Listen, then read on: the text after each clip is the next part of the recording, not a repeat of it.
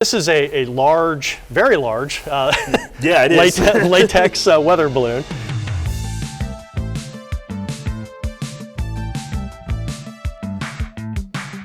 Hello, welcome to Weatherwise. I'm your host, Nathan Scott. This is episode 3, and it will be a great episode, so make sure you go ahead and let the loved ones know to check out what we're going to be talking about for today. White Christmases. They're rare here in Arkansas. They do happen from time to time. We'll go over the past data and what climatology says when it comes to the chance of a white Christmas here in Central Arkansas, particularly Little Rock. I'll have an early Christmas forecast. Speaking of forecasting, we've got a special guest in the studio today. It is Dennis Cavanaugh with the National Weather Service, and he will be discussing one of the most critical, important parts of the forecasting process that they do on a daily basis. And the final topic will be, if you're still looking for that perfect science gift before Christmas arrives, we've got a few more ideas. So let's dive into things right now and talk about climatology when it comes to a white Christmas, particularly at Little Rock. Here's what the data says. Take a look at the graphic. Since 1895, Little Rock has seen at least a trace of snow measured that day or already on the ground. That happens 14 out of 129 years. That has been the case. So only 11%. That tells you seeing a white Christmas here into Central Arkansas is pretty low, but it does happen. Remember 2012? I'm sure a lot of you remember 2012. It was a huge mess, and probably after 2012, you're hoping that we would never see another white Christmas. We had ice, and that ice mixed over to snow, and we had 9 inches of snow at Little Rock Airport by midnight. Other locations north and west of the metro saw 10 to 15 inches of snow.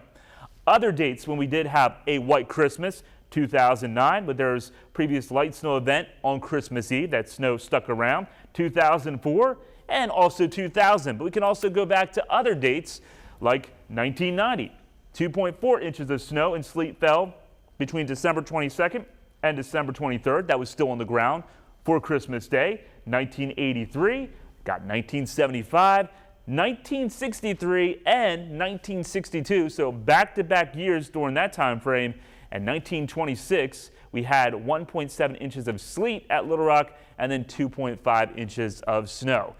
Christmas can be certainly a wild picture when it comes to the weather here in Arkansas. It can be very warm and it can be very cold.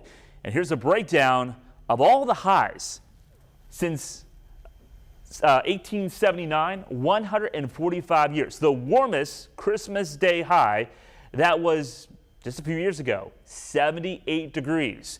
But you see, we've had 8 days where it's been 20 to right around freezing for the high now. The coldest was 1983, where we only had a high of 12 degrees. But overall, the majority of Christmas Day highs fall between 40 and about 59 degrees. What can we expect this year? I'm going to have a look at that Christmas forecast in just the next few minutes. Christmas Day lows. Once again, 1983. That was a very cold year. 0 was the low on Christmas Day morning. And the warmest one, 62, when you woke up back in 1889. But overall, Christmas Day mornings here into Central Arkansas fall in a line between the low 20s all the way up into the mid to upper 30s for the most part. How about precipitation? Now, this takes into account all precipitation. So even though we had those white Christmases, when you melt that snow down, you get rain, of course. And here's the amount of rainfall that we've had for each Christmas Day. Most Christmas days are dry. 96 of those years out of the 149 since 1879 have been dry. But there have certainly been some soggy Christmas days. You just go back to 1987, we had 2.35 inches of rain that day, and it was all rain. Let's go over to Storm Track 11 now, because we're going to talk about the forecast for this year. We're looking at different weather models here, and we can just take this full. This is Christmas Eve morning, and we are looking at the potential of rain. Let me just fast forward here to Christmas Eve morning. So here is 7 o'clock Christmas Eve morning, according to the GFS. And there's a lot of lines here, but what I want you to pay attention to is pretty much where the greens and blues are. Greens, rain, the blue is snow. And where you see those black lines, those are isobars. So that tells us where the wind direction is coming from, because it is lines of constant pressure. And where those lines get close together, that is known as a pressure gradient. So it's going to be breezy according to this model for Christmas Eve, as high pressure is over to the east. Airflow at high pressure is clockwise, so you're going to have a southerly flow for Christmas Eve, and that means most likely temperatures will be average or actually above average going into Christmas Eve and potentially even into Christmas Day. This doesn't show much rain according to this model, but I'm going to go over to a different model now. This is the European. Once it pops up, and look at the difference here. This is going to be, once again, for Christmas Eve. Fast forward at 7 o'clock in the morning, Christmas Eve, or 6 o'clock in the morning, excuse me. We got a band of showers, maybe some thunderstorms, moving through northwest Arkansas, and then that enters into central Arkansas. So right now, it looks like we will have unsettled weather here in the natural state, both Christmas Eve and also Christmas Day.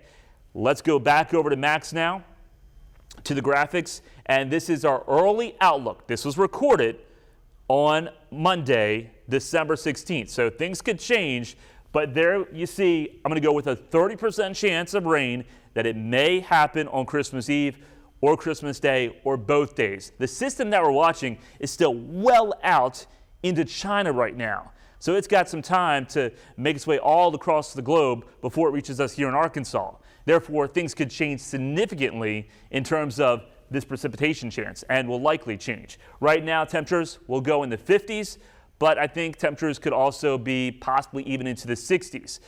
Winter weather, not expected. Very, very low chance right now, because what we're looking at with the weather pattern, it's showing us that it's primarily going to be on the warm side. So a white Christmas here in Arkansas this year is not in the cards. I would say it's probably about a 3% chance or less. However, with the warm air, we might have to watch out for the potential of some severe weather across parts of the deep south and also the mid-south. Of course, we'll keep you updated here on TV11 as we go into the next several days, updating this forecast. But right now, I would say prepare for a warmer than average Christmas and possibly even on the wet side. Stay tuned. We're going to be talking to National Weather Service meteorologist Dennis Cavanaugh about one of the most important instruments used in the forecasting process.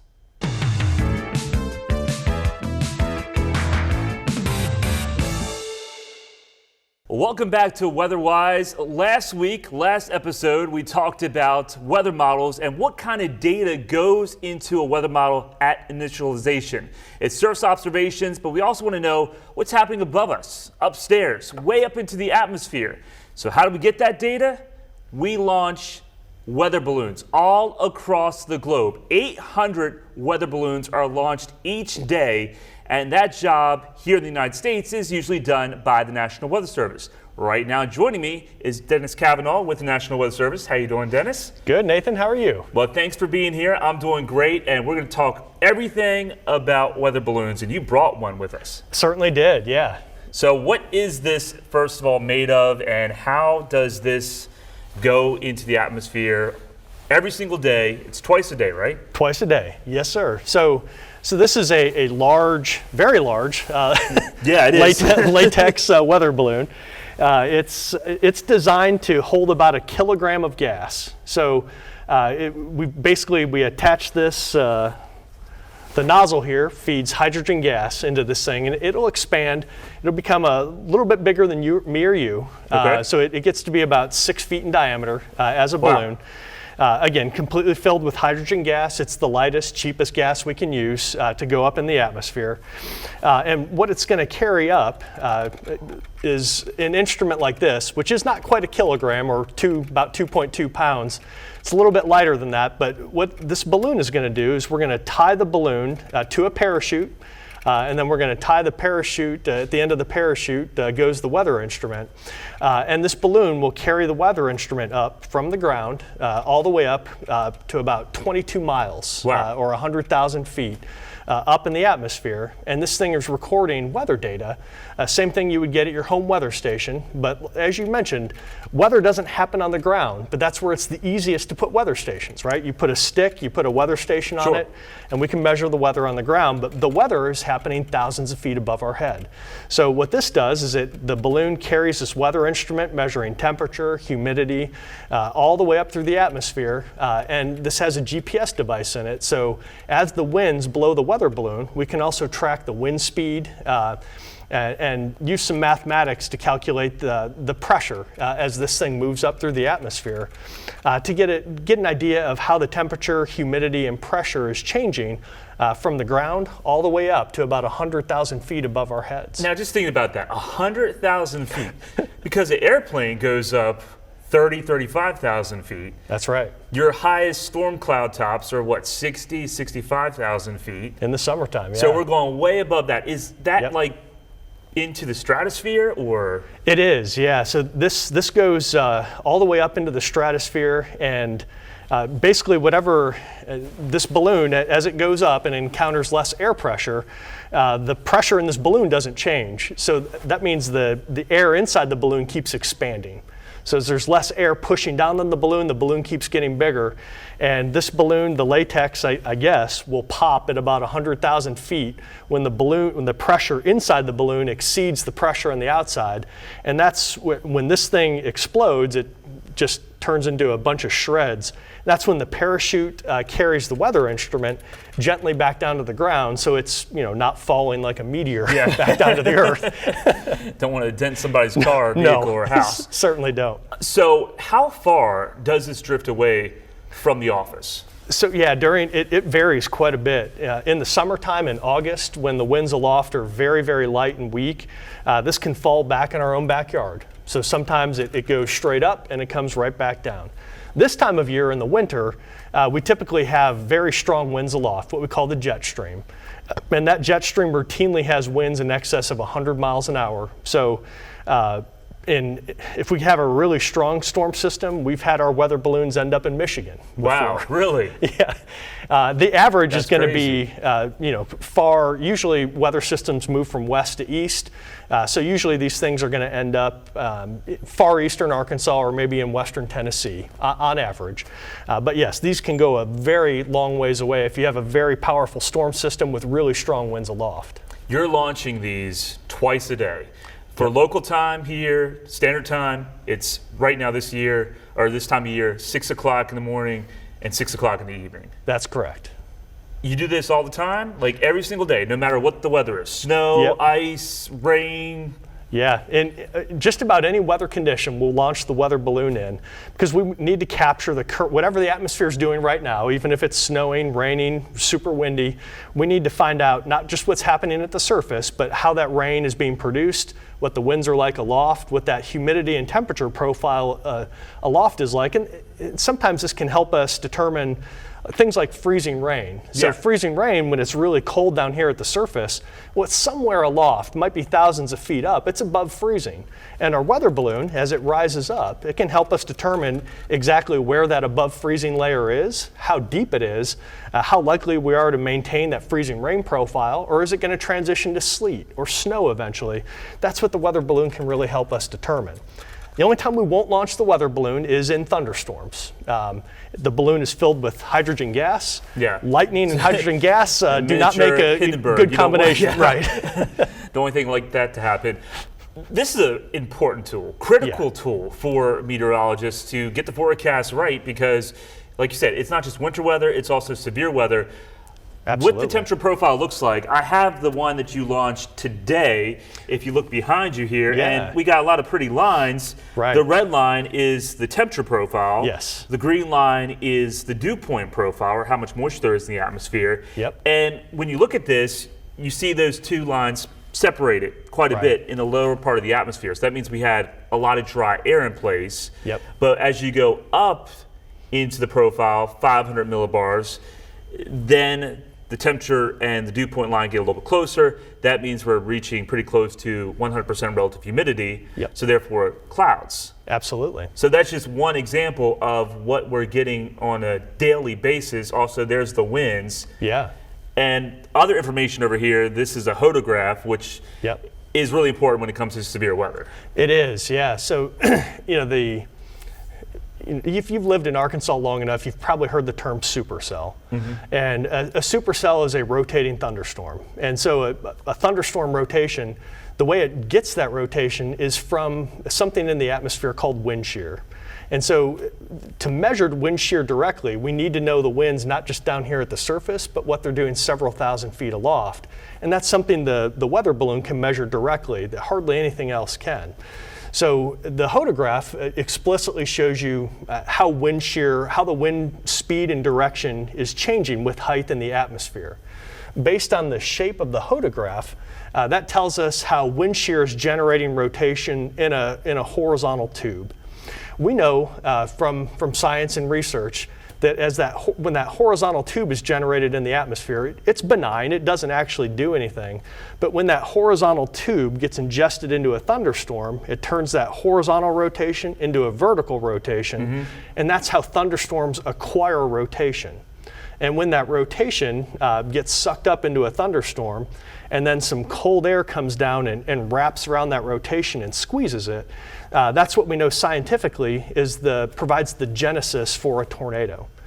So the weather balloon can really tell us a lot of what the atmosphere is doing, some of that hidden energy, that wind energy, that's really hard to measure. You can't feel it down here on the ground. But the weather balloon can explicitly measure it. We can determine how likely that horizontal rotation is to get ingested into a thunderstorm, and it helps us assess the tornado threat before storms even develop on any given day. And sometimes you can see wind shear by looking at the clouds, because the clouds will go in one direction, lower in the atmosphere versus a different direction, higher in the atmosphere. I'm going to show you this SKU-T.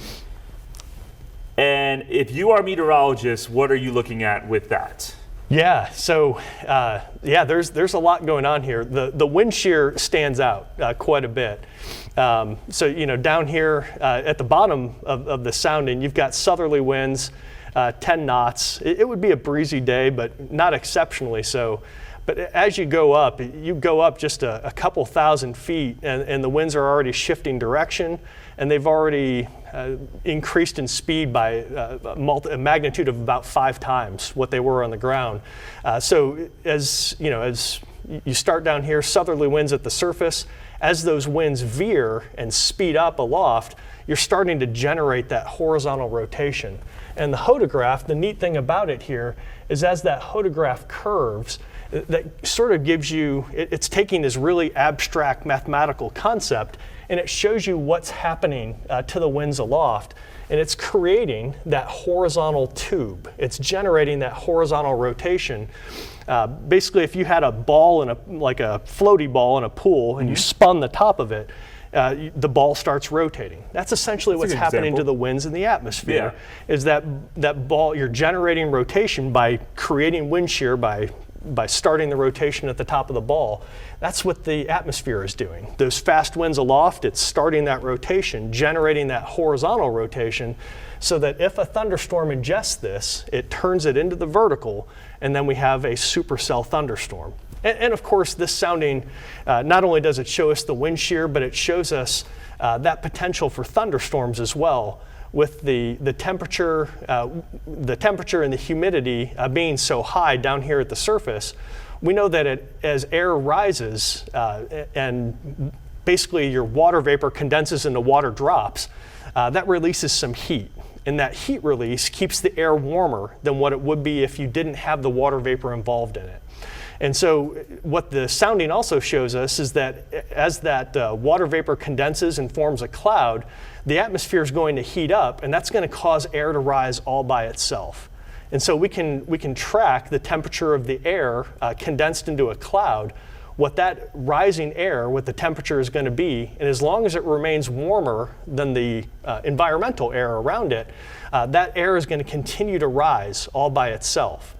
the warmer the air is as it rises in a cloud compared to the air around it, the faster and stronger the thunderstorms are going to be. And so this, much information on so just much. looking at this profile right here. I mean, absolutely. The winds, the temperature, the dew point. We have a lot of potential energy with Yes. Kate. Yep. You want to guess what day this was? Oh, was this March 31st? It was, Yeah. March 31st. So as a meteorologist looking at this profile, we were pretty much freaking out a little bit, being like, this could be a bad day, and certainly it was, because we knew the atmosphere was primed for the potential of severe weather. But, and it may have been this sounding that caused the Storm Prediction Center to include that high risk. We didn't start the day with a high risk for severe weather. Yeah. But we launch a weather balloon. We find out what the atmosphere is telling us before storms develop.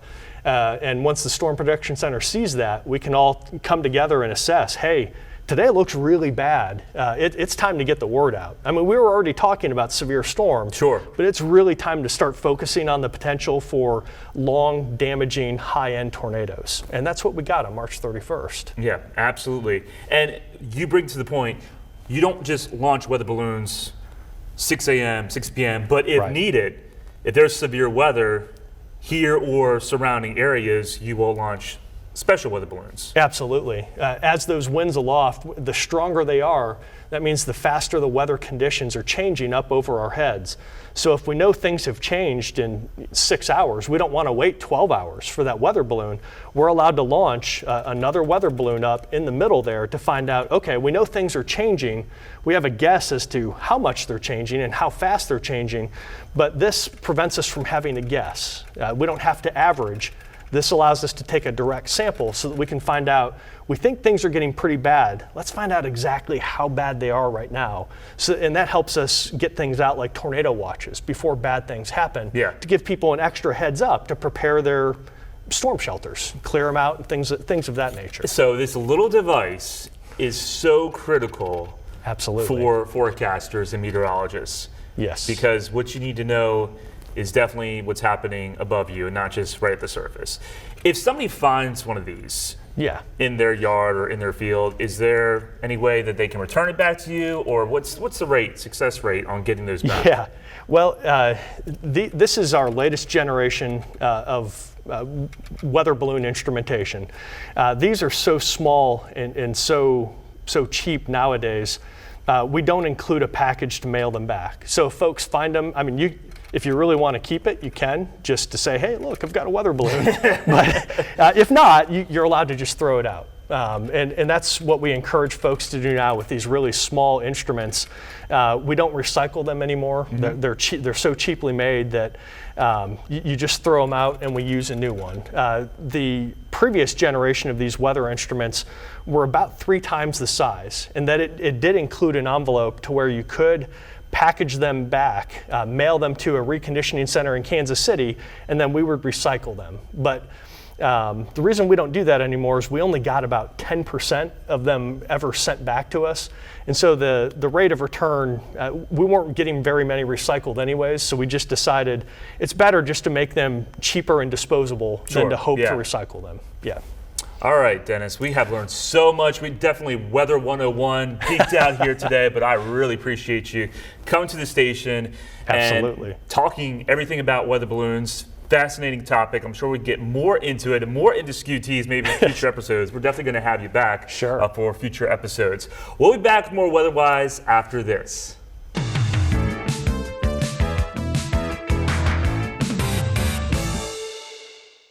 Welcome back to Weatherwise. If you're still struggling to find that perfect gift for kids that are interested in science, I've got a couple more for you. The Crystal Growing Kit. Used to love this as a kid. I used it as a science fair experiment, and it was perfect. I didn't win first place, but I was certainly in the top, I would say, 5. And this is a great experiment for kids to get involved. You need patience. Basically, all you do is mix this solution over a rock, put the rock in a bucket as you're mixing the solution in, put everything in a dark area, a closet, an attic, so there's no light exposed, and you can take a flashlight and check in every week, and you'll see those crystals growing from the base of the rock, and they'll get bigger and bigger and bigger as long as you leave it in the solution. One other I guess, crystal idea would be magic rocks. This is for the younger crowd, but still something definitely to check out. And once you do this, you can display it on your desk and have friends over and they'll be like, hey, what's that on the desk? And it